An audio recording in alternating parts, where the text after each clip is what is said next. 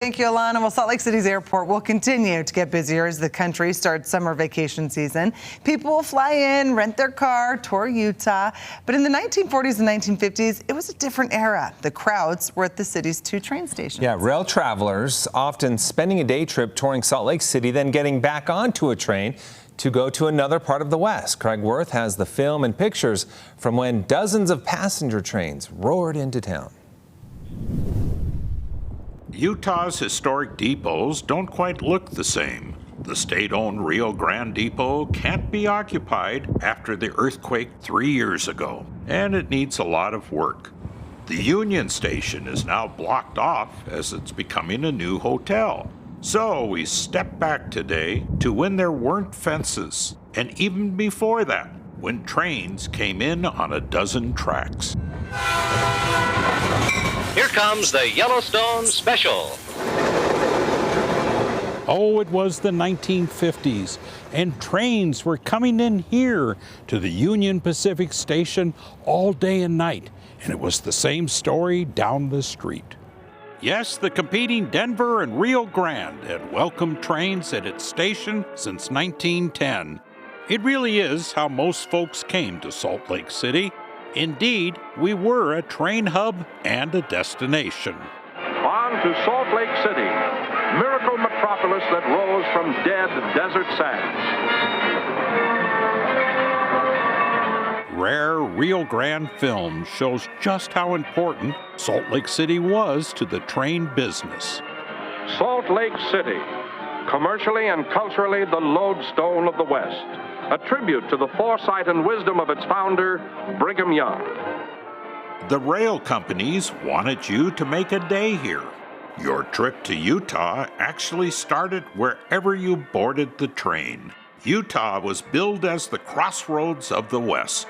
Tracks all crossed through here, and there was so much to see on your day trip. Majestically situated on a rolling slope, Utah's magnificent granite capital is a fitting symbol of this great commonwealth. Beautiful gardens surround the temple, and most prominent is this cactus reproduction of a beehive.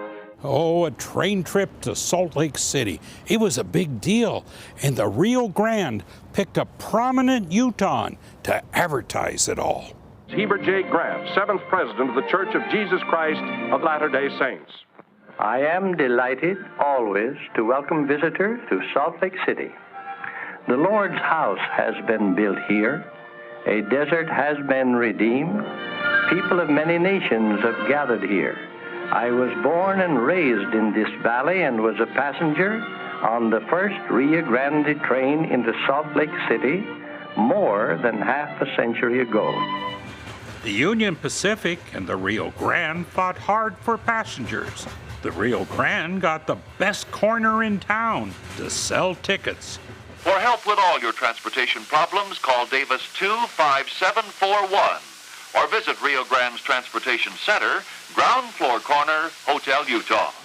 The train companies made sure that they were visible for modern travelers. Rio Grande sponsored our weather on the then new media of television.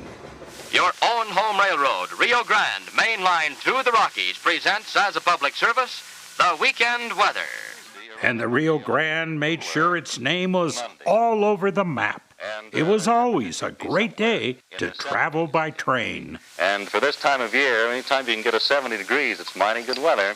Well, it was the perfect time, and Utah was in the perfect place in the West for the glory days of trains. To fully appreciate Salt Lake City and understand its unique historical background requires far more time than the few brief hours we have enjoyed. Hours amongst people friendly and hospitable. But we face the inflexible reality of railroad schedules. And it's back on board. Utah is the Desert Empire. Craig Wirth, ABC 4 News. Oh, thank you, dear Craig. Yay, always good to look yay back. us, we're the Desert Empire. Yeah, right. Of course, you can still take the train, but most of us are taking planes these days. I right? know. Oh, really cool, though. Good okay. stuff. It is time now for a look at sports with our Wesley Ruff. Some big dreams.